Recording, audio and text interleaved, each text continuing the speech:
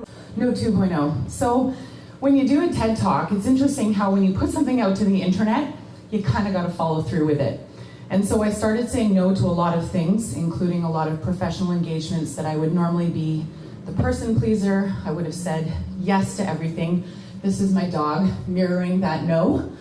And that was my face a lot of the time because I was saying no to a lot of things that were opening a lot of possibilities for me to regain a lot of what I was starting to miss in my own life, which was wellness, but also a feeling of actually getting things done and doing it well.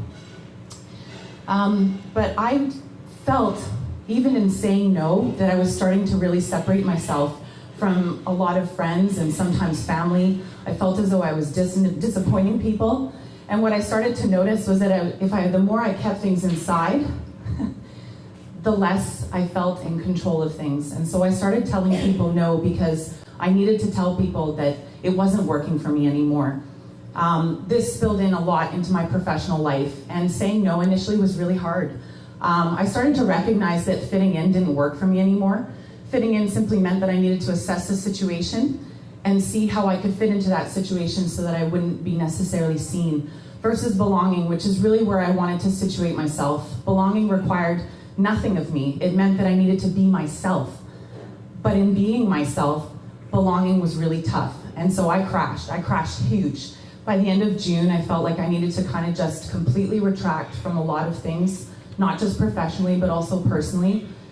And I put myself kind of like Cameron from Ferris Bueller's Day Off underneath the covers, and I decided that tomorrow would be a better day. And so I spent a lot of time on my own. There was about a period of about 19 days where I just wrote. I wrote every single day. And a lot of this had to do with the current work that I'm doing with my doctoral degree. However, the writing for me was cathartic. The more I read, the more podcasts I listened to, the more people that I started to hear also trying to say no about the things that were tugging them and saying, this isn't working for you, the more I felt like I wasn't alone anymore. I was starting to feel like I could belong somewhere. And so I kept finding my yes people. I started looking for people who would support me in being able to say no. Brene Brown would call these people typically your bury the body friends.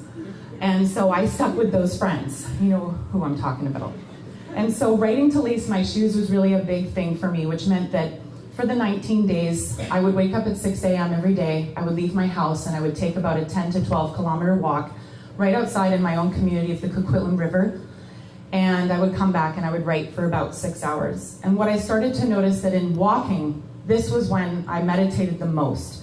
With my body moving, this form of embodiment and knowledge was starting to come to me so fast that I realized that in reconnecting with the land, this is where I needed to be. And so this helped me to slow down huge. I find also that in saying no, these are what we feel is a sacrifice. We feel if we say no, we're going to lose out. And I'm here to tell you that you're not losing out. That sacrifice, as Mark Nepo puts it, is a way of being able to put into the frame what is actually the most important.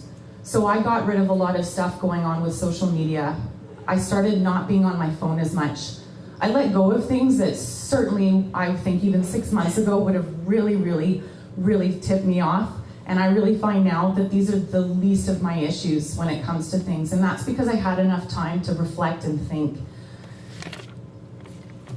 Reflection is a big thing. If any of you are a student of SFU, you would know that that is the buzzword. And for me, reflection was really big. Being on my own, being by myself again, was a really big thing. And luckily I had a wonderful husband, dog, family, and friends to support me with being alone from time to time. And the biggest piece I could take from that was being present and not perfect. Because a lot of the time my anxiety would get the best of me in any situation because I felt I had to be on. And so what I want to leave with you is these words that Ian Thomas talks about in one of his most recent books, where he talks about this is important, and this is important, and this is important, and this is important. And you will find these things tugging at you all the time. And what I can tell you is that I need you all to take your hands and pull back towards your heart and recognize that this is important. And that what is at the core is not a mass of events that make meaning, but it's in the simplicity of simple day-to-day interactions that make the most meaning, presence, and joy in our lives. Thank you.